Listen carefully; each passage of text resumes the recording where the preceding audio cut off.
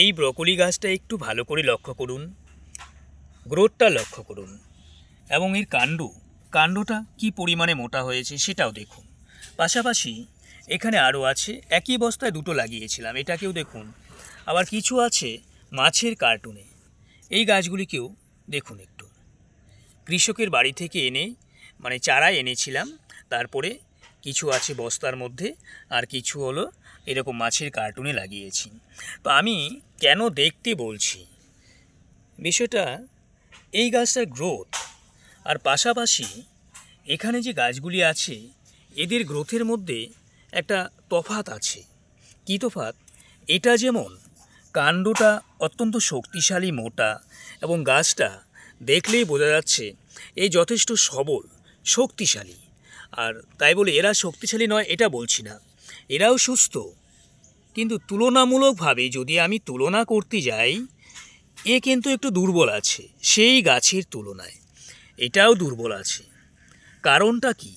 অথচ একই খাবার আমি প্রত্যেকটা গাছকে দিয়েছি। এই গাছ যে খাবার নিয়েছে সেই গাছগুলো একই ধরনের খাবার খেয়েছে। তাহলে এরকমটা কেন হলো? একই প্রজাতির চারা গাছ আমরা যখন একই সময়ে বিভিন্ন পাত্রে লাগাই বা রোপণ করি, এই তফাৎটা আমরা অনবরত দেখতে পাই। কোনো গাছ বড় হয়েছে, আবার কোনো গাছ সেই গাছের তুলনায় কিছুটা শক্তিহীন বা দুর্বল এরকম মনে হয়। এর কারণ আমি যেটা বুঝতে পেরেছি, এই গাছটা যখন আমি লাগিয়েছিলাম এটা আকৃতিতে তেমন ছোট ছিল, এই গাছের তুলনায় সেই গাছটা শক্তিশালীও সেরকম ছিল না।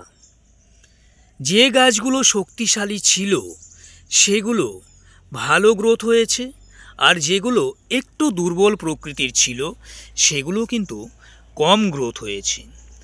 এখন যদি এই কার্টুনের গাছগুলি দেখি, এটাও দেখুন, এটাও কিন্তু মোটাসোটা এবং শক্তিশালী দেখলে মনে হচ্ছে।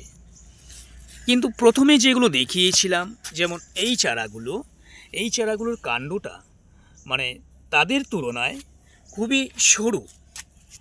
এটা হওয়ার কারণটাই হলো ওখানেই, যখন আমরা চারা গাছ নির্বাচন করি আপনাকে আমাকে লক্ষ্য রাখতে হবে চারা গাছগুলো যেন সুস্থ, সবল এবং মোটাসোটা হয়, তাহলেই কিন্তু একটা ভালো গাছ আমরা টবের মধ্যে পাবো।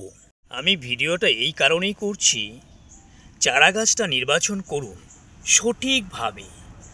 গাছে আমরা যতই খাবার দেই না কেন, সেই গাছ যদি শুরুতেই দুর্বল থাকে, রেজাল্ট আমরা ভালো আশা করতে পারি না।